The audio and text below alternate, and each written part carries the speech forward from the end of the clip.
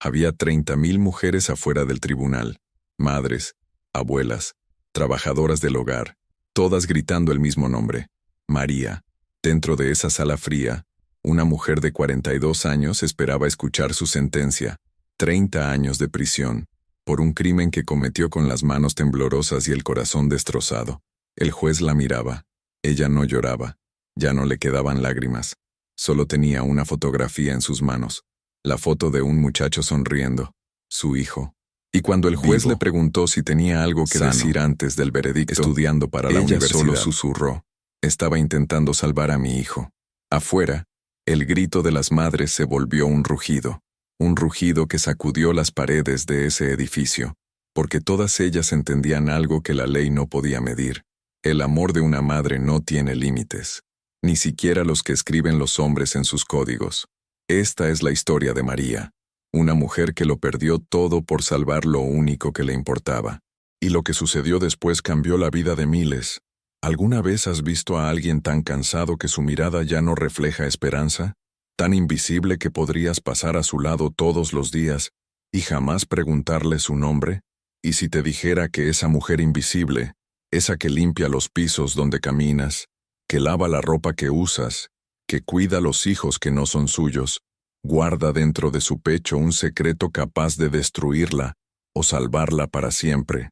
Un secreto que la obligará a cruzar una línea que jamás imaginó cruzar. Un secreto que te hará cuestionar todo lo que crees saber sobre el bien y el mal. María tenía 42 años cuando su mundo se derrumbó. Vivía en las afueras de Buenos Aires, en un barrio donde las calles de tierra se vuelven barro cuando llueve, y donde los sueños se miden en monedas, no en billetes. Cada mañana, a las 5 en punto, se levantaba en la oscuridad. Preparaba el desayuno para su hijo Mateo, un muchacho de 16 años con ojos brillantes y sueños más grandes que su realidad. Luego tomaba 2 colectivos para llegar a la casa de los Santoro, una mansión enorme en Recoleta, con jardines perfectos y pisos de mármol que ella pulía de rodillas, 6 días a la semana. Los Santoro nunca la miraban a los ojos. Para ellos, María era parte del mobiliario, una sombra que aparecía, limpiaba, cocinaba y desaparecía. La señora Santoro le hablaba con ese tono frío y cortante que usan quienes nunca han tenido que luchar por nada. El señor Santoro ni siquiera sabía su nombre completo. Para ellos, ella era la empleada, nada más. Pero María no se quejaba. Apretaba los dientes, doblaba la ropa, fregaba los baños y guardaba cada peso que ganaba con una disciplina militar, porque todo lo que hacía, cada gota de sudor, cada humillación silenciosa, era por él. Por Mateo, su único hijo, el niño que había criado sola desde que el padre los abandonó cuando era apenas un bebé, el muchacho que estudiaba con velas cuando se cortaba la luz en el barrio, que compartía sus zapatillas rotas con orgullo porque sabía que su madre estaba haciendo lo imposible. Y María oraba. Todas las noches antes de dormir, se arrodillaba frente a una pequeña imagen de la Virgen que tenía sobre su mesita de noche. No pedía lujos, no pedía comodidades. Solo pedía fuerzas para seguir, y salud para su hijo. Salud, esa palabra que repetía como un mantra cada vez que cerraba los ojos, porque algo estaba cambiando en Mateo, algo que ella notaba, pero que intentaba ignorar con desesperación. El muchacho se cansaba más rápido. Subir las escaleras lo dejaba sin aire. Sus labios a veces se ponían pálidos, y María, en lo profundo de su corazón, sentía un miedo que la paralizaba. Un miedo que no se atrevía a nombrar, pero el destino no espera a que estemos listos. El destino llega cuando menos lo esperamos. Y cuando llegó para María, lo hizo con la fuerza de un terremoto. En este viaje, vas a descubrir cómo una mujer común, una trabajadora invisible del sistema, tomó la decisión más peligrosa de su vida. Vas a entender por qué 30.000 mujeres salieron a las calles por ella. Vas a sentir el peso de una elección imposible. ¿Qué harías tú si la ley te dijera que dejes morir a tu hijo? ¿Hasta dónde llegarías por amor? Esta no es solo la historia de María. Es la historia de millones de mujeres que luchan en silencio, que se sacrifican sin medallas, que aman con una intensidad que el mundo nunca les reconoce. Quédate hasta el final, porque lo que está por venir te va a romper el corazón, y luego te lo va a reconstruir de una forma que jamás olvidarás. El doctor Ramírez tenía ese rostro que los médicos aprenden a poner cuando las noticias son malas. Serio, pero no demasiado. Profesional, pero con un toque de humanidad calculada. María estaba sentada frente a él en ese consultorio pequeño del hospital público, con las manos apretadas sobre su regazo. Mateo estaba afuera, en la sala de espera, jugando con su teléfono viejo. No sabía nada todavía. Y María rezaba para que las palabras que estaba por escuchar no fueran las que temía. «Señora María», comenzó el doctor, y ella ya supo, porque cuando te llaman señora, con ese tono, es que algo está mal. Los resultados de los estudios de Mateo muestran una cardiomiopatía dilatada severa. El corazón de su hijo está fallando, las cámaras están agrandadas y el músculo cardíaco no está bombeando sangre de manera eficiente. María no entendía las palabras técnicas, pero entendía el miedo en su propio pecho. «¿Se puede curar?», preguntó con un hilo de voz. El doctor suspiró. «Necesita una cirugía de reparación valvular inmediata, posiblemente un trasplante en el futuro. Sin intervención, el pronóstico es complicado». «¿Complicado?», repitió María. Y el doctor finalmente lo dijo claro. «Tiene entre 6 meses y 1 año de vida, señora. Sin la cirugía». El mundo de María se detuvo. El consultorio empezó a dar vueltas. Escuchaba la voz del doctor como si viniera de muy lejos explicando procedimientos, listas de espera, costos. Esa palabra atravesó la niebla de su shock. «¿Cuánto cuesta la operación?», preguntó. El doctor escribió un número en un papel y se lo pasó. María miró los ceros. 1, 2, 3, 4, 5. Millones de pesos. Una cifra que para ella era tan inalcanzable como la luna. «¿El hospital público no cubre esto?», preguntó, aunque ya sabía la respuesta. «La lista de espera es de 2 años, señora. Y su hijo no tiene 2 años». María salió de ese consultorio caminando como un fantasma. Mateo la vio y sonrió, sin saber que acababa de recibir una sentencia de muerte. «¿Todo bien, ma?», preguntó. Ella lo abrazó tan fuerte que el muchacho se sorprendió. «Todo bien, mi amor. Todo va a estar bien». Pero mientras lo abrazaba, María sentía que se ahogaba, porque sabía que no tenía el dinero, sabía que no había forma, y sabía que el tiempo empezaba a correr. Esa noche, María no durmió. Se quedó sentada en la cocina, con una taza de té frío entre las manos, haciendo cálculos imposibles. Ganaba 12,000 pesos al mes trabajando para los Santoro. Tenía algunos ahorros, apenas 30,000 pesos que había juntado en años. La operación costaba 3 millones. 3 millones. Podría trabajar 200 años, y no lo conseguiría. Lloró en silencio, con la cara entre las manos, hasta que ya no le quedaron lágrimas. Y luego oró. Oró con una desesperación que le quemaba el alma. «Dios mío, no me lo quites. Por favor, no me lo quites. Es lo único que tengo. Dame una señal. Dime qué hacer». Pero el cielo no respondió esa noche. El silencio frío de una casa humilde y un futuro imposible.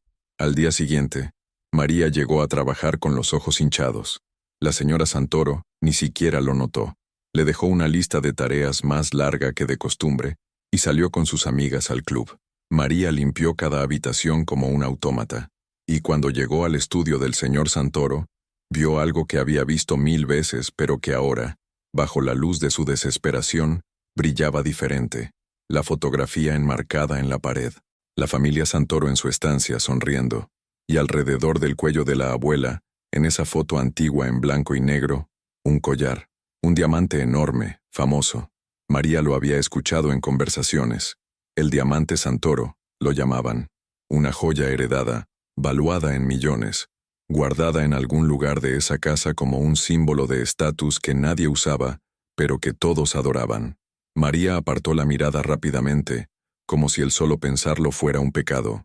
Se persignó y siguió limpiando, pero la imagen del diamante ya estaba grabada en su mente, y una voz pequeña, terrible, comenzó a susurrar en lo profundo de su conciencia. «Es la única forma». Los días pasaron como una condena. Mateo empeoró. Subía las escaleras con dificultad. Se quedaba dormido en la mesa mientras hacía la tarea. María lo llevó a urgencias 3 veces en 2 semanas. Cada vez, los doctores le decían lo mismo. «Necesita la cirugía, ya». Y cada vez, María salía del hospital con el corazón más roto. Le dijeron que no calificaba, Organizó una rifa en el barrio, juntó 80,000 pesos, una gota en el océano, habló con organizaciones de beneficencia. Las listas de espera eran eternas. Fue a la iglesia y habló con el padre Julio. Él oró con ella, le dio esperanzas vacías. Dios proveerá, le dijo, pero Dios no estaba proveyendo, y el tiempo se acababa. Una noche, Mateo la encontró llorando en la cocina. Se sentó a su lado y le tomó la mano. Yo sé que estoy enfermo, dijo con una madurez que le rompió el alma. Escuché al doctor la última vez. Sé que es grave. María intentó negarlo, pero él la detuvo. Está bien, ma. Si Dios quiere llevarme, está bien. Tú ya hiciste todo lo que pudiste, más de lo que cualquier madre haría. Te quiero, ma, y estoy orgulloso de vos. María lo abrazó y lloró sobre su hombro.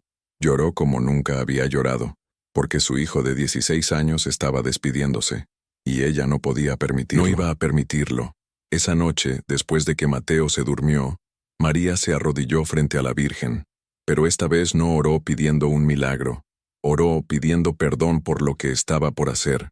Virgen Santa, perdóname, pero voy a salvar a mi hijo, aunque tenga que condenarme para siempre, aunque tenga que ir al infierno, voy a salvarlo.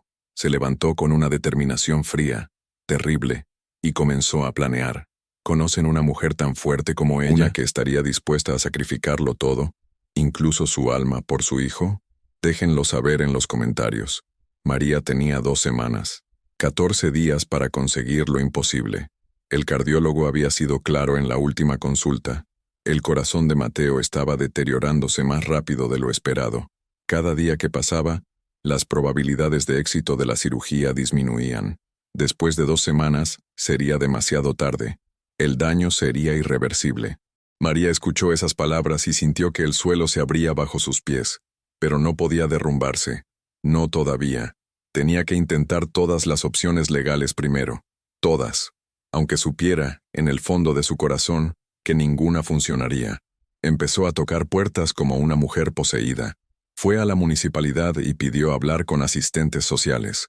La hicieron esperar 4 horas para decirle que necesitaba llenar formularios, presentar documentación y esperar la evaluación del comité. ¿Cuánto tiempo toma eso?, preguntó con urgencia. Entre 4 y 6 semanas, respondió la funcionaria sin levantar la vista de su computadora. María sintió que se ahogaba. Mi hijo no tiene 6 semanas, tiene días. La funcionaria finalmente la miró, con una expresión que mezclaba pena y resignación. Lo siento, señora, pero son los procedimientos. No puedo hacer nada. Fue a fundaciones privadas. Tocó la puerta de la Fundación Corazón Solidario, de la Fundación Niños con Esperanza, de cuanta organización caritativa encontró en Internet. En todas le dijeron lo mismo: presentar solicitud, adjuntar informes médicos, esperar evaluación. Los tiempos eran de semanas, a veces meses. Nadie tenía una solución inmediata. Una señora mayor, voluntaria de una fundación, la tomó de las manos con ternura y le dijo: querida, recibimos cientos de casos como el tuyo cada mes. Todos son urgentes, todos son desesperados. Hacemos lo que podemos, pero los recursos son limitados. María salió de ahí con la mirada perdida. Intentó con los medios de comunicación, escribió a programas de televisión, a periodistas, a influencers que se dedicaban a causas sociales. Nadie respondió. Envió 50 correos electrónicos. 0 respuestas. Llamó a estaciones de radio. La pusieron en espera y luego le dijeron que dejara sus datos, que la llamarían de vuelta. Nunca lo hicieron. El mundo estaba lleno de tragedias. La de ella era solo una más en una lista interminable. Organizó una segunda rifa en el barrio, esta vez más grande. Pidió ayuda a sus vecinos, a la gente de la iglesia, a conocidos de conocidos. La comunidad respondió con lo que podía. Don Ramón, el almacenero, donó mercadería para rifar. La señora Marta hizo tortas para vender. Los pibes del barrio hicieron una pollada, juntaron dinero, 120,000 pesos en total. María los contó con las manos temblorosas. Era mucho para la gente humilde de su barrio.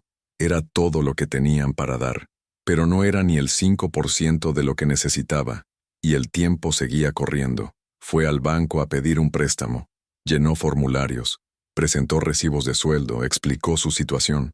El oficial de créditos la miró con simpatía pero negó con la cabeza.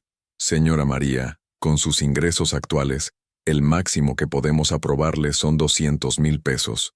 Y con intereses altos porque su perfil crediticio es de alto riesgo. María firmó igual. 200,000 pesos más. Todavía estaba lejos, muy lejos. Pero era algo. Habló con los Santoro. Reunió todo su coraje, tragó su orgullo. Y un día, después de terminar sus tareas, tocó la puerta del estudio del señor Santoro. Él estaba revisando papeles y la miró con fastidio por la interrupción. ¿Qué necesita?, preguntó con sequedad. María sintió que las palabras se le atascaban en la garganta, pero las forzó a salir. Señor Santoro, yo trabajo para su familia hace 7 años. Siempre cumplí con todo. Nunca falté, nunca me quejé. Mi hijo está muy enfermo. Necesita una cirugía urgente que cuesta 3 millones de pesos. Yo vengo a pedirle si podría prestarme el dinero. Se lo pagaría con mi trabajo. Trabajaría gratis por años si es necesario. Por favor. El silencio que siguió fue brutal. El señor Santoro la miró como si acabara de pedirle algo absurdo, ofensivo incluso. María, dijo finalmente, con un tono condescendiente, yo no soy un banco. 3 millones de pesos es mucho dinero. ¿Qué garantías puedo tener de que me lo pagarías? Tú ganas. ¿Qué? 12,000 al mes. Te tomaría décadas. Lo siento, pero no puedo hacer eso. María sintió que se moría por dentro. Pero señor, es mi hijo. Se va a morir si no lo opero. El hombre suspiró, incómodo. Mira, te puedo adelantar 2 meses de sueldo. 24,000 pesos. Es lo máximo que puedo hacer, y ya es mucho. Le extendió un cheque. María lo tomó con manos temblorosas. Sabía que 24,000 pesos no cambiarían nada, pero igual dijo gracias, porque eso es lo que hacen las personas como ella. Agradecer las migajas. Intentó con políticos. Escribió cartas a diputados, senadores, al Ministerio de Salud. Fue personalmente a oficinas gubernamentales. La atendieron secretarias que le prometieron que su caso sería revisado, que alguien la llamaría. Nadie la llamó. El sistema era una máquina lenta, burocrática, insensible, y su hijo no tenía tiempo para esperar que la máquina decidiera moverse. Vendió todo lo que tenía de valor, su televisor viejo, su celular, algunas joyas baratas que había heredado de su madre. Juntó 50,000 pesos más. Sumaba todo mentalmente cada noche, haciendo cálculos desesperados. Tenía 400,000 pesos en total. Había conseguido el 13% de lo que necesitaba. El 87% restante era un abismo imposible de cruzar. Mateo seguía empeorando. Ya no iba a la escuela. Pasaba los días acostado, cansado, pálido. María lo veía dormir y sentía que se le partía el alma.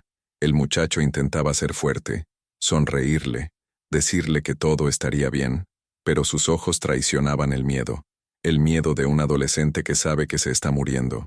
Una noche, María lo escuchó rezar desde su habitación. Diosito, si tenés que llevarte a alguien, llévame a mí, pero por favor, cuida a mi mamá. Ella ya sufrió mucho.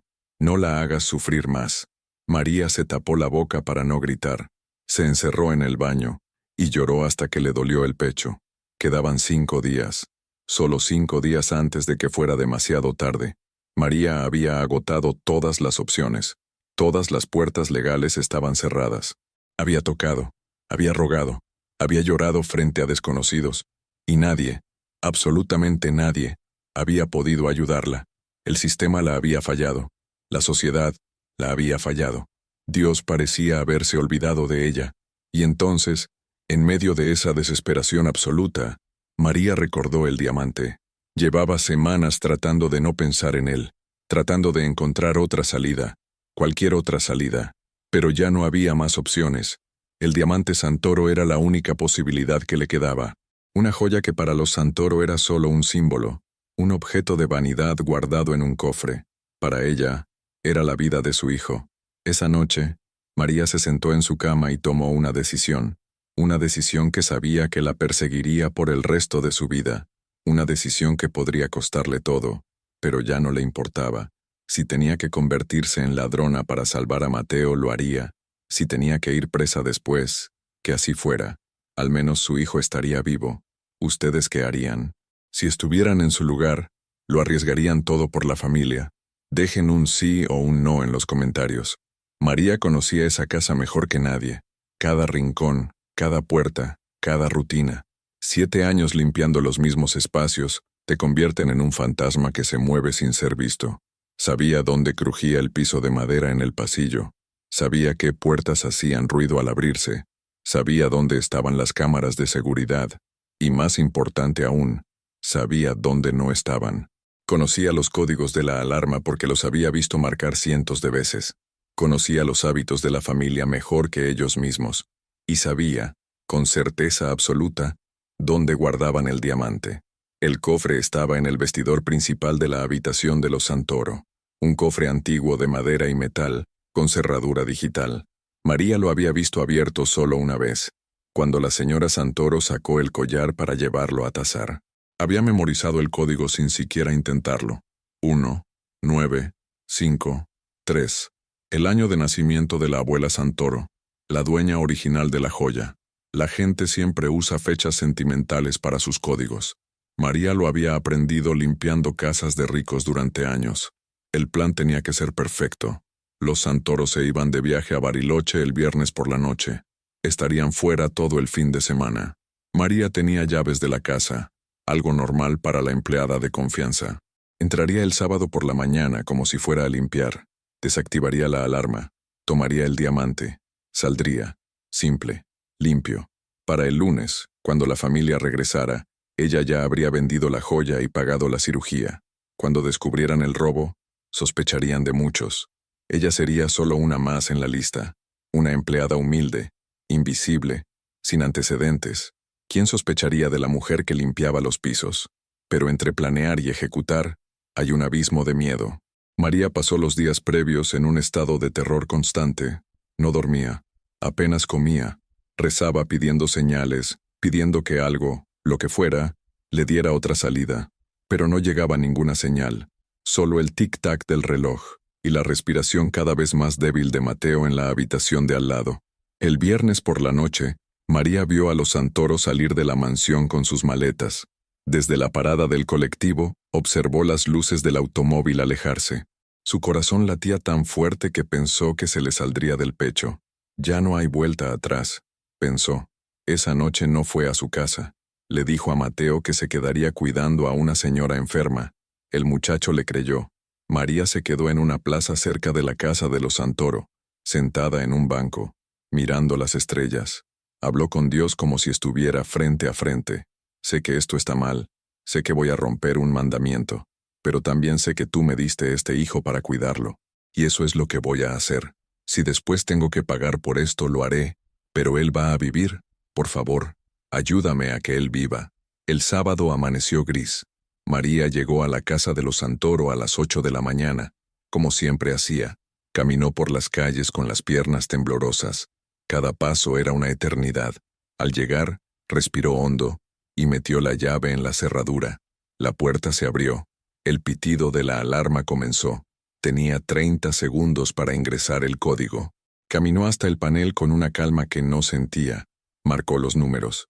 0, 2, 1, 7, 9, 4. El pitido se detuvo. Silencio absoluto. Estaba adentro. La casa vacía tenía un eco diferente. Cada sonido se amplificaba. María subió las escaleras con cuidado, evitando los escalones que crujían.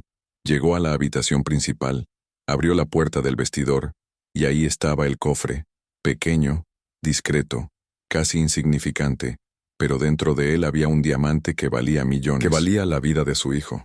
Se arrodilló frente al cofre. Sus manos temblaban tanto que tuvo que detenerlas con fuerza.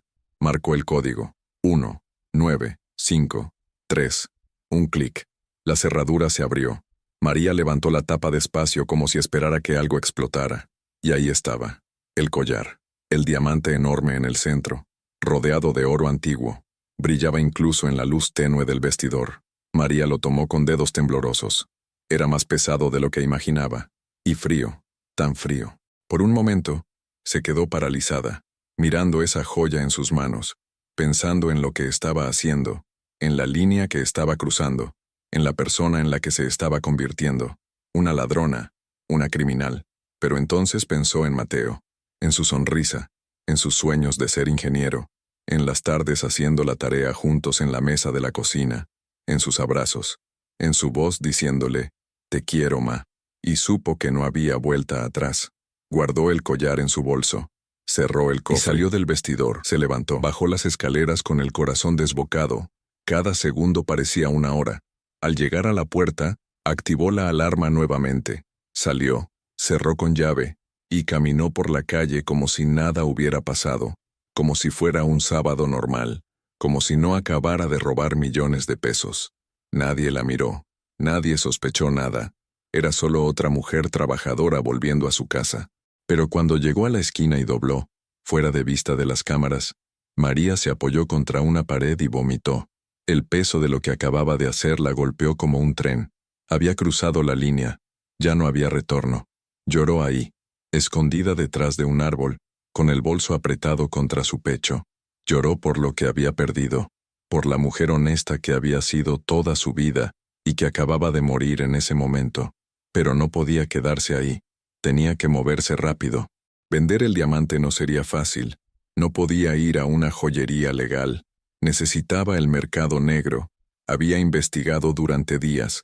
Había encontrado un contacto a través de un conocido, un tipo que compraba joyas sin hacer preguntas. Se reuniría con él esa misma tarde. El encuentro fue en un bar del barrio de Once, un lugar oscuro, lleno de humo y miradas sospechosas. María entró con el bolso pegado al cuerpo. El hombre estaba en una mesa del fondo, gordo, con barba descuidada, ojos fríos. María se sentó frente a él sin decir palabra. Sacó el collar y lo puso sobre la mesa. El hombre lo examinó con una lupa. 5 minutos eternos. Finalmente habló. «Es auténtico, pero es caliente, muy caliente. Te puedo dar 1,5 millones». María sintió que se ahogaba. «Vale mucho más». El hombre sonrió sin humor. «Vale lo que yo te ofrezca. Esto es robado. Vos no tenés otra opción, querida. 1,5 millones». María cerró los ojos. Ahora, 1,5 millones no era suficiente. Necesitaba 3 millones, pero era lo único que tenía. Y el tiempo se acababa. «Trato», susurró. El hombre sacó un maletín de debajo de la mesa. Lo abrió. Billetes. Muchos billetes. Los contó frente a ella. María tomó el dinero con manos temblorosas. Firmó un papel que no leyó. Y salió de ahí con el maletín, sintiendo que había vendido su alma. Con el dinero del diamante y lo que había juntado antes, tenía 2 millones. Todavía faltaba 1 millón. Pero el hospital aceptó ese pago inicial y programó la cirugía para el lunes. María firmó un pagaré por el resto. Se comprometió a pagarlo en cuotas durante años. No le importaba. Lo importante era que Mateo sería operado. Viviría. El domingo por la noche, antes de llevar a Mateo al hospital, María se arrodilló frente a la Virgen una última vez. «Ya está hecho. No puedo deshacerlo. Ahora solo te pido que lo cuides, que la operación salga bien, que mi hijo viva. Y si tengo que pagar por lo que hice, acepto mi castigo. Pero que él viva. Por favor, que él viva». El lunes por la mañana, Mateo entró al quirófano. María esperó afuera durante 7 horas. 7 horas de infierno, rezando, caminando, llorando, hasta que finalmente salió el cirujano, con una sonrisa. La operación fue un éxito. Su hijo va a estar bien. María se derrumbó, cayó de rodillas en medio del pasillo y lloró como nunca había llorado. Lloró de alivio, de gratitud. Mateo estaba vivo, de agotamiento. Su hijo estaba vivo. Había funcionado. El sacrificio había valido la pena, pero la felicidad duró poco, porque 3 días después, cuando María llegó a trabajar a la casa de los Santoro como si nada hubiera pasado, se encontró con 2 policías esperándola en la puerta. Los ojos de María se encontraron con los uniformes azules, y sintió que el mundo se detenía. Los policías estaban parados en la entrada de la mansión Santoro, serios, con esa postura que solo tienen quienes están por arruinar una vida. Detrás de ellos, la señora Santoro la miraba con una mezcla de furia y traición. María supo en ese instante que todo había terminado, que el precio de salvar a su hijo estaba por cobrarse. «¿María Fernández?», preguntó uno de los oficiales. Ella asintió, incapaz de hablar. Está bajo arresto por el robo del collar de diamantes propiedad de la familia Santoro. Tiene derecho a permanecer en silencio. Todo lo que diga puede ser usado en su contra. Las esposas frías se cerraron alrededor de sus muñecas, María no resistió, no gritó, no lloró, solo pensó en Mateo, recuperándose en el hospital, sin saber que su madre estaba siendo arrestada. La llevaron a la comisaría, la interrogaron durante horas. María no negó nada, confesó todo, cada detalle. Cómo había planeado el robo, cómo había entrado a la casa, cómo había vendido el diamante. Los detectives la miraban con una mezcla de incredulidad y algo que parecía pena. ¿Sabe que esto es robo agravado? Está hablando de 30 años de prisión, le dijo uno de ellos. María lo miró directo a los ojos y respondió con voz tranquila. Mi hijo está vivo. Eso es lo único que importa. La noticia llegó a Mateo de la peor manera. Una enfermera distraída dejó encendido el televisor de su habitación, y ahí estaba el rostro de su madre en las noticias.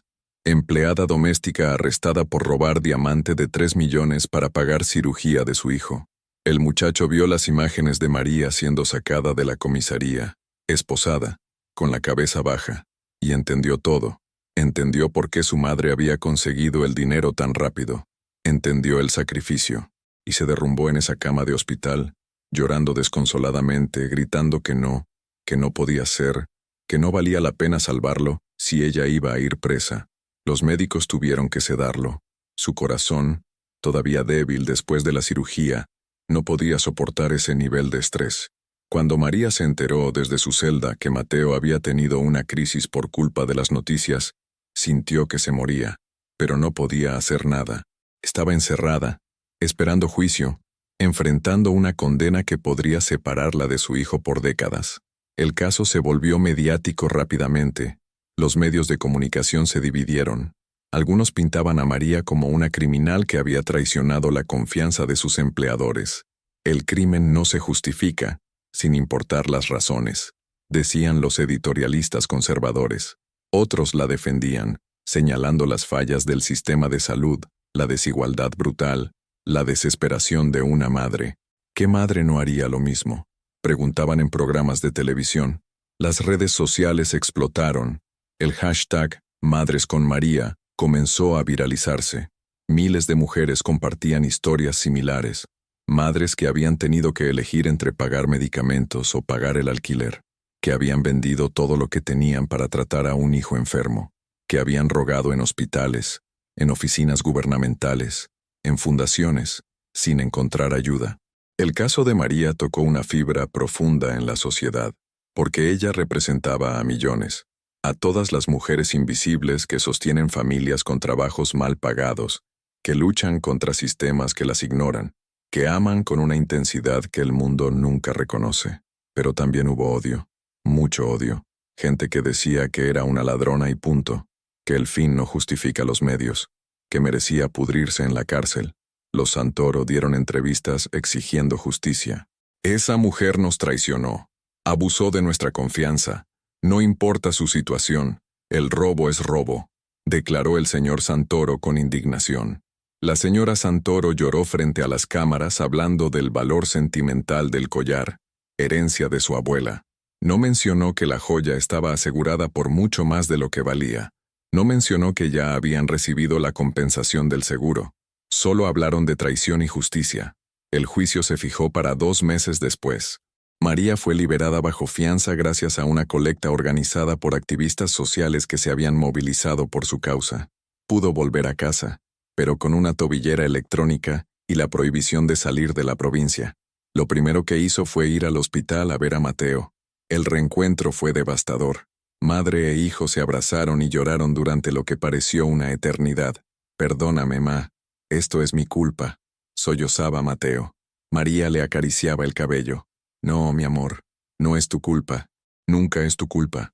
Yo elegí esto, y lo volvería a hacer 1000 veces. Estás vivo. Eso es todo lo que importa. Pero Mateo no podía procesar la culpa. Su recuperación física iba bien, pero emocionalmente estaba destrozado.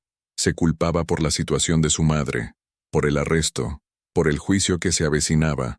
Los psicólogos del hospital trabajaban con él, pero el peso era enorme. Un muchacho de 16 años no debería cargar con eso. Mientras tanto, María intentaba vivir una vida normal en esa espera terrible antes del juicio. Volvió a buscar trabajo, pero nadie quería contratar a una empleada doméstica famosa por robar. Su cara estaba en todos los noticieros. Era reconocida en la calle. Algunos la señalaban con desprecio. Otros le daban palabras de apoyo. Una señora la abrazó en el supermercado y le dijo: «Sos una heroína. Que Dios te bendiga». María no se sentía como una heroína. Se sentía cansada, rota, pero también en paz, de una forma extraña, porque su hijo estaba vivo. Los abogados que tomaron su caso pro bono le explicaron la realidad. Las evidencias eran abrumadoras. Había confesado. Las cámaras de seguridad de las calles cercanas la habían captado. El tipo que compró el diamante había sido arrestado y había confirmado la venta. No había defensa técnica posible. La única esperanza era apelar a la clemencia del juez, a las circunstancias atenuantes, a la desesperación extrema que la había llevado a actuar. «Señora María, seamos honestos», le dijo su abogado defensor, un hombre joven con ojos cansados. «Lo más probable es que el juez la condene. Quizás no a 30 años completos, pero sí a una pena significativa. 10, 15 años. Tenemos que prepararnos mentalmente para eso». María escuchó esas palabras en silencio. 15 años. Mateo tendría 31 cuando ella saliera. Se perdería su graduación, su entrada a la universidad, su primer trabajo, quizás su boda. Se perdería verlo convertirse en hombre. Pero al menos él estaría vivo para vivir esas cosas. Las noches antes del juicio eran las peores. María no podía dormir. Se quedaba mirando el techo, pensando en todo lo que había pasado, en cómo había llegado a ese punto, en todas las injusticias que la habían empujado hacia ese acantilado. Pensaba en el sistema de salud que ponía precio a las vidas, en los empleadores que le pagaban miseria por años de trabajo leal, en la sociedad que valoraba un diamante más que la vida de un niño, y se preguntaba si realmente era ella la criminal, o si el verdadero crimen era el mundo que había creado esa situación. Una noche, una semana antes del juicio, María recibió una carta, sin remitente. La abrió con manos temblorosas. Era anónima, escrita a mano. Decía: «María, no te conozco personalmente, pero soy madre como tú. Leí tu historia y lloré toda la noche. Quiero que sepas que no estás sola, que hay miles de nosotras que entendemos, que habríamos hecho lo mismo, que tu amor por tu hijo es lo más puro que existe en este mundo roto. No importa lo que diga el juez. Para nosotras, sos una heroína. Te estaremos esperando afuera del tribunal. No vas a estar sola». María leyó esa carta una y otra vez, y por primera vez en meses, sintió algo parecido a la esperanza. No sabía que esa carta era solo la primera de miles. No sabía que se estaba gestando algo más grande de lo que podía imaginar. No sabía que su historia había tocado un nervio tan profundo en la conciencia colectiva, que estaba por desencadenar algo histórico. El día del juicio amaneció. María se vistió con lo mejor que tenía, un vestido azul simple que había usado en la primera comunión de Mateo. Se peinó, se miró al espejo. La mujer que la miraba de vuelta había envejecido 10 años en 2 meses. Tenía arrugas nuevas, canas que no estaban antes, una tristeza en los ojos que parecía permanente. Pero también había algo más. Dignidad. A pesar de todo, había dignidad. Mateo insistió en ir con ella. Los médicos le dieron permiso, aunque con advertencias. Su corazón todavía estaba delicado, pero el muchacho fue firme. «Voy a estar con mi mamá. No importa qué pase».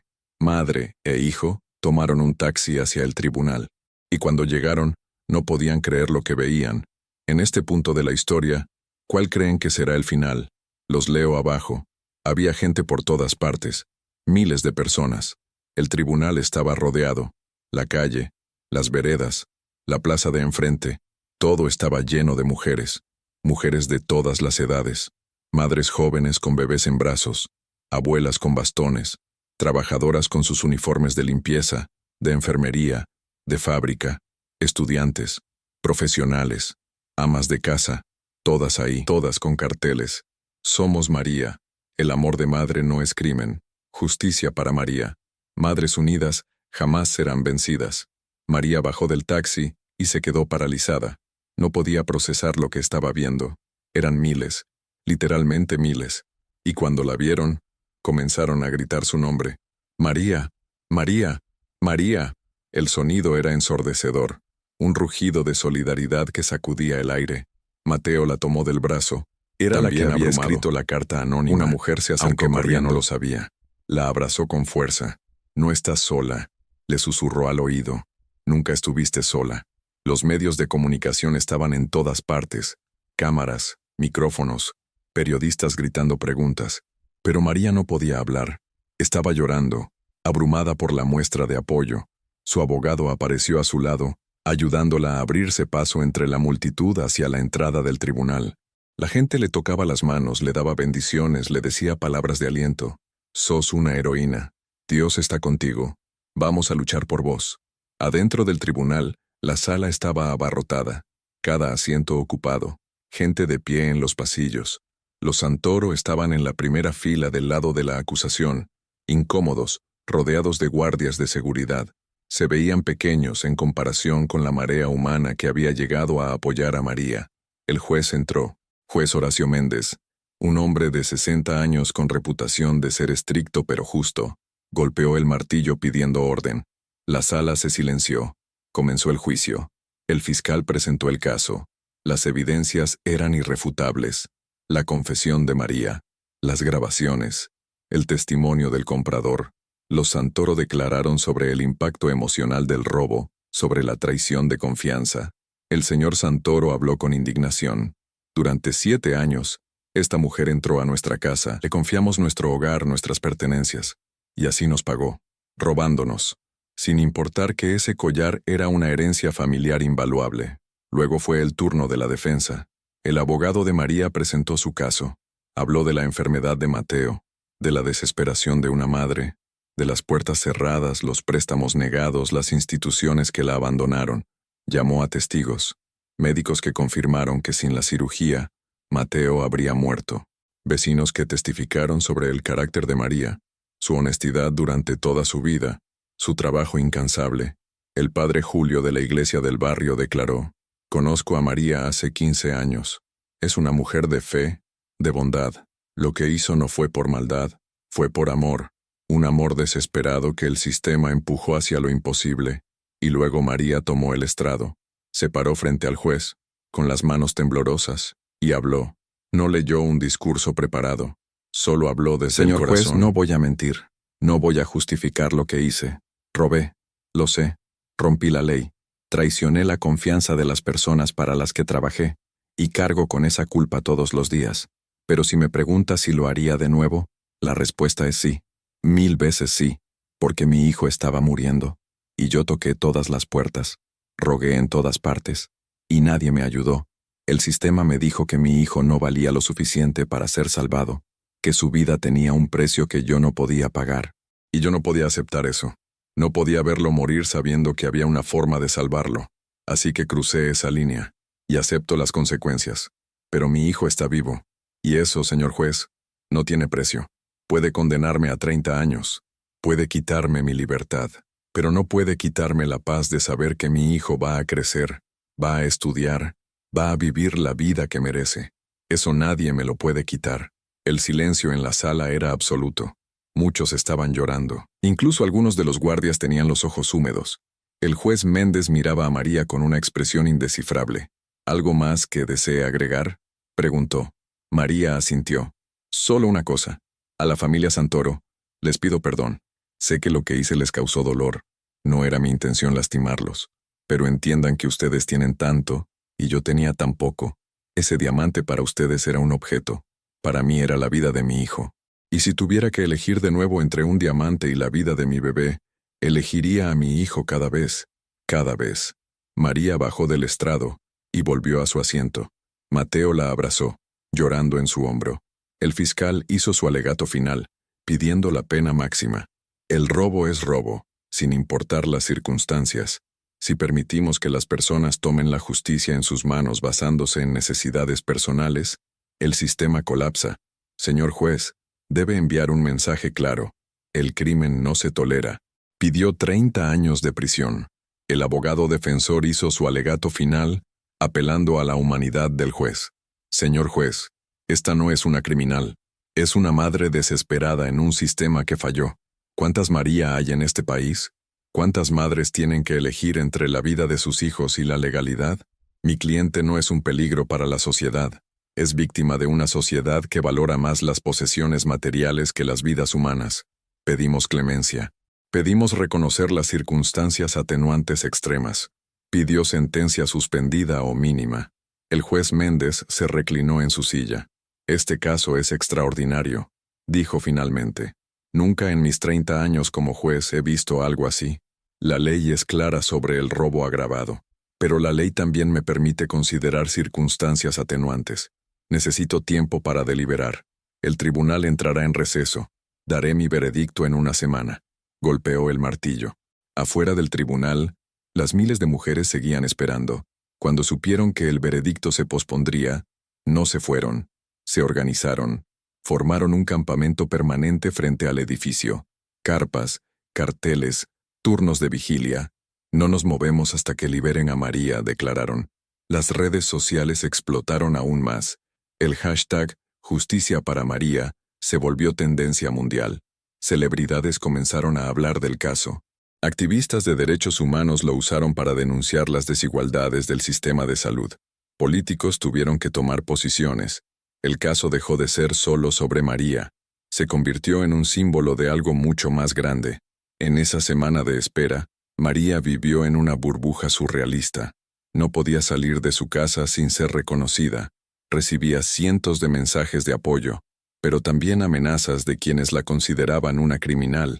Vivía con miedo constante de la decisión del juez, de la posibilidad real de pasar décadas en prisión, lejos de Mateo. Mateo, por su parte, se había convertido en un activista involuntario. Dio entrevistas, contó su historia, defendió a su madre con una madurez que rompía el corazón. Mi mamá me salvó la vida, y el mundo la está juzgando por eso. ¿Qué clase de mundo es este donde salvar a tu hijo te convierte en criminal? Sus palabras resonaron. Un adolescente defendiendo a su madre con lágrimas en los ojos era una imagen poderosa que los medios repetían constantemente. Los días pasaron lentamente. La tensión crecía. El campamento frente al tribunal se hacía más grande. Ya no eran solo mujeres, hombres, jóvenes, niños, familias enteras. La sociedad se había polarizado, pero la mayoría estaba del lado de María. Encuestas mostraban que el 75% de la población creía que no debería ir a prisión. Finalmente llegó el día del veredicto final. María se despertó antes del amanecer. No había dormido nada. Se arrodilló frente a la Virgen y rezó. Sea lo que sea, lo acepto. Pero por favor, cuida a mi hijo. Si tengo que ir presa, dale fuerzas para seguir adelante sin mí. Protégelo. Eso es todo lo que pido. Se vistió, se despidió de Mateo con un abrazo eterno y salió hacia el tribunal. Pero nada, absolutamente nada, la podría haber preparado para lo que estaba por pasar. Cuando el auto se acercó al tribunal esa mañana, María no podía creer lo que veían sus ojos. Ya no eran miles, eran decenas de miles. La policía había cerrado varias cuadras alrededor del edificio. Helicópteros de noticias sobrevolaban la zona. Pantallas gigantes habían sido instaladas en la plaza para que la multitud pudiera ver el veredicto en vivo. Según las estimaciones de la prensa, había más de 30,000 personas reunidas. 30,000, madres, padres, abuelas, jóvenes, trabajadores, todos ahí por ella, todos gritando su nombre cuando la vieron bajar del automóvil. María caminó hacia la entrada escoltada por su abogado y por Mateo, que se negó rotundamente a dejarla entrar sola. La multitud cantaba, Madre valiente presente. María no está sola, la acompaña toda la zona. El sonido era abrumador, emocionante, aterrador. Una señora mayor se abrió paso entre los guardias y le entregó un rosario. Para que la Virgen te proteja, le dijo con lágrimas en los ojos. María lo tomó con manos temblorosas y lo apretó contra su pecho. Adentro de la sala del tribunal, cada espacio estaba ocupado. Autoridades, periodistas, activistas, gente común. Los Santoro estaban ahí, visiblemente incómodos por la presión pública. El ambiente era denso, cargado de electricidad. Todos sabían que lo que estaba por pasar era histórico, que el veredicto trascendería el caso individual de María y marcaría un precedente sobre justicia, desigualdad y el valor de una vida humana frente al valor de las posesiones materiales. El juez Méndez entró puntualmente a las 10 de la mañana. Su rostro era serio, impenetrable. Se sentó, organizó sus papeles y miró a la sala en silencio durante lo que pareció una eternidad. Finalmente habló. Este ha sido el caso más difícil de mi carrera. Durante toda la semana he estudiado la ley, he revisado precedentes, he consultado con colegas, pero más que nada, he reflexionado sobre lo que significa la justicia, porque la ley y la justicia no siempre son lo mismo, y este caso lo demuestra de forma dolorosa. Hizo una pausa. María sentía que el corazón se le iba a salir del pecho. Mateo le apretaba la mano con tanta fuerza que le dolía. El juez continuó. María Fernández cometió un delito. Eso es innegable. Robó una joya de valor significativo. Violó la confianza de sus empleadores. Planeó y ejecutó un crimen. Bajo la letra estricta de la ley, merece una condena. El fiscal ha pedido 30 años. Y técnicamente, tiene fundamentos legales para hacerlo. El corazón de María se hundió. Podía sentir el veredicto acercándose como un tren, pero el juez no había terminado. Sin embargo, la ley también me permite, me exige incluso, considerar el contexto, las circunstancias atenuantes. En este caso, las circunstancias son tan extraordinarias que desafían toda comparación con casos anteriores. Esta mujer no robó por codicia, no robó por envidia o maldad, robó para salvar la vida de su hijo, su único hijo, un muchacho de 16 años con un futuro por delante, que estaba muriendo por falta de recursos económicos. El juez se quitó los lentes y se frotó los ojos. Durante esta semana, me he preguntado muchas cosas. Me he preguntado qué tipo de sociedad somos, donde una madre tiene que elegir entre la vida de su hijo y la legalidad. Me he preguntado dónde estaba el Estado cuando esta mujer tocaba puertas pidiendo ayuda. Me he preguntado por qué nuestro sistema de salud pone precio a las vidas humanas. Y me he preguntado, ¿qué haría yo? ¿Qué haríamos cualquiera de nosotros?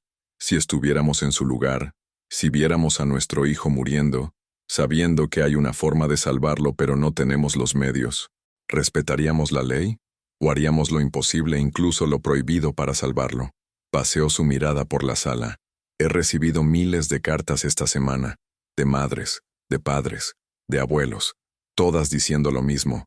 Yo habría hecho lo mismo. Y creo que es verdad. Creo que cualquier padre o madre que ame a su hijo, puesto en esa situación límite, habría cruzado esa línea, porque el amor paternal es la fuerza más poderosa que existe. Es más fuerte que la ley, más fuerte que el miedo, más fuerte que todo. María estaba llorando en silencio. No sabía hacia dónde iba esto, pero las palabras del juez le llegaban al alma. Él continuó. También he reflexionado sobre el concepto de justicia. La justicia no es solo castigo. La justicia es equilibrio. Es reconocer la complejidad de la condición humana. Es entender que a veces, el acto técnicamente ilegal puede ser moralmente comprensible, incluso defendible. No estoy diciendo que el robo esté bien. No estoy creando un precedente donde cualquiera puede robar alegando necesidad. Pero este caso es excepcional, genuinamente excepcional. Se puso de pie. Toda la sala contuvo la respiración. María Fernández, póngase de pie, por favor. María se levantó con piernas temblorosas. Mateo se paró con ella, sosteniéndola. El juez la miró directamente a los ojos. Usted cometió un delito y debe haber consecuencia. Sin embargo, considerando las circunstancias extraordinarias y atenuantes de este caso, considerando que usted no tiene antecedentes penales, considerando que actuó bajo coacción emocional extrema, considerando que su acción salvó una vida humana, y considerando que usted ya ha sufrido enormemente por las consecuencias de su decisión, este tribunal ha decidido lo siguiente. El silencio era absoluto. Afuera, 30.000 personas contenían la respiración frente a las pantallas gigantes. El juez levantó el papel con el veredicto. La encuentro culpable del delito de robo agravado, pero por las razones expuestas, la sentencio a 5 años de prisión, con ejecución condicional suspendida. Esto significa que no irá a prisión mientras cumpla con condiciones específicas: realizar trabajo comunitario, presentarse mensualmente ante la justicia y no cometer ningún otro delito.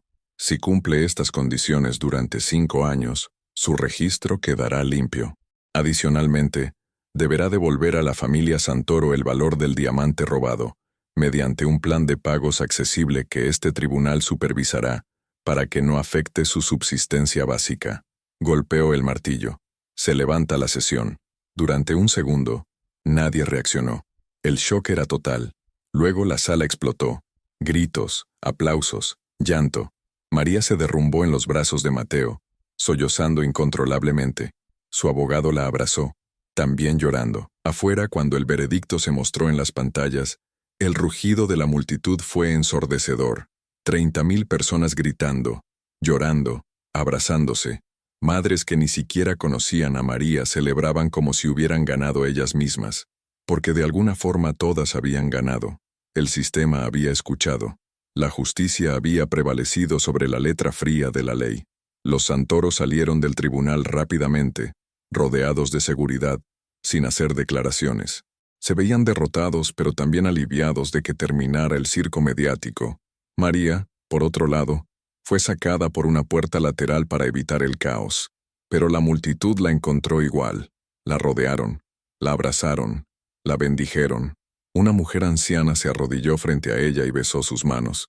Gracias por ser valiente. Gracias por recordarnos que el amor siempre gana.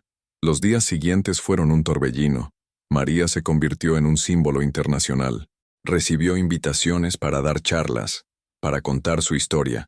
Organizaciones de derechos humanos usaron su caso para impulsar reformas en el sistema de salud. Se presentaron proyectos de ley para crear fondos de emergencia para tratamientos médicos. El caso de María había desatado una conversación nacional sobre desigualdad, acceso a salud y el valor real de la justicia. Pero para María, lo más importante era lo simple: poder despertar cada mañana en su casa, poder abrazar a Mateo, poder verlo recuperarse completamente, volver a la escuela, retomar su vida. El muchacho había decidido estudiar medicina. Quería ser cardiólogo, para salvar vidas como la suya había sido salvada. Y María estaba ahí para verlo perseguir ese sueño. El trabajo comunitario que el juez le asignó fue en un centro de salud del barrio, ayudando a otras familias a navegar el sistema, a encontrar recursos, a no rendirse. María descubrió que su experiencia, por terrible que hubiera sido, le permitía ayudar a otros. Se convirtió en una voz para los sin voz, en una defensora de los que el sistema había olvidado.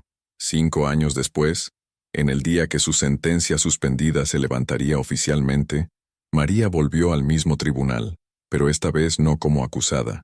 Fue invitada como oradora en un evento sobre reforma judicial.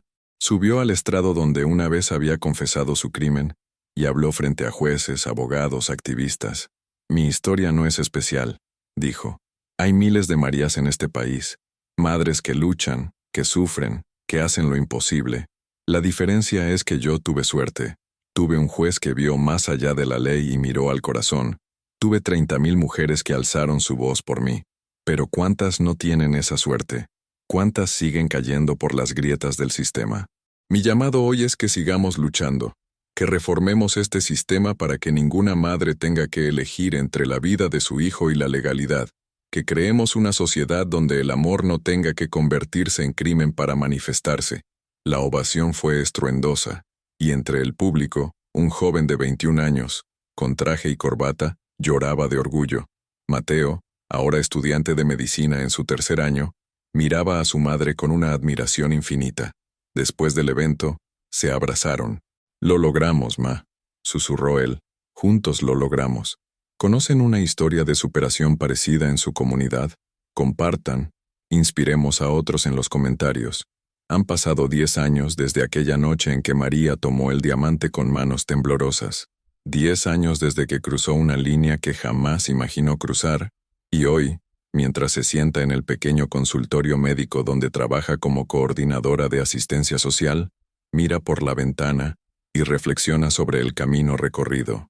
Un camino que empezó con desesperación y terminó con redención. Mateo está terminando su residencia en cardiología en uno de los mejores hospitales del país. Cada vez que salva una vida, piensa en su madre, en el sacrificio que ella hizo, en la valentía que demostró, y dedica cada cirugía exitosa a ella. Por vos, ma, susurra antes de entrar al quirófano. María lo sabe, aunque él no se lo diga. Una madre siempre sabe. La historia de María cambió muchas cosas. No solo su vida, sino la de miles. La presión pública que generó su caso llevó a la creación del Fondo Nacional de Emergencias Médicas, un programa gubernamental que ahora ayuda a familias en situaciones desesperadas a acceder a tratamientos costosos. Ya ha salvado cientos de vidas. Cada una de esas vidas es, de alguna forma, un legado de lo que María vivió, de lo que atravesó, del precio que pagó.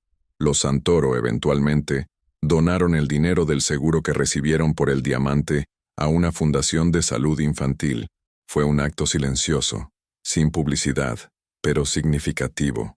Quizás fue su forma de cerrar el círculo, de reconocer, aunque fuera tácitamente, que había algo más grande en juego que una joya material. María nunca volvió a trabajar como empleada doméstica. Su caso la convirtió en una figura pública, pero ella usó esa plataforma con propósito. Fundó una organización sin fines de lucro que ayuda a madres trabajadoras a acceder a recursos, educación y apoyo. Se llama Madres Valientes. Tiene capítulos en 12 provincias. Miles de mujeres han sido ayudadas.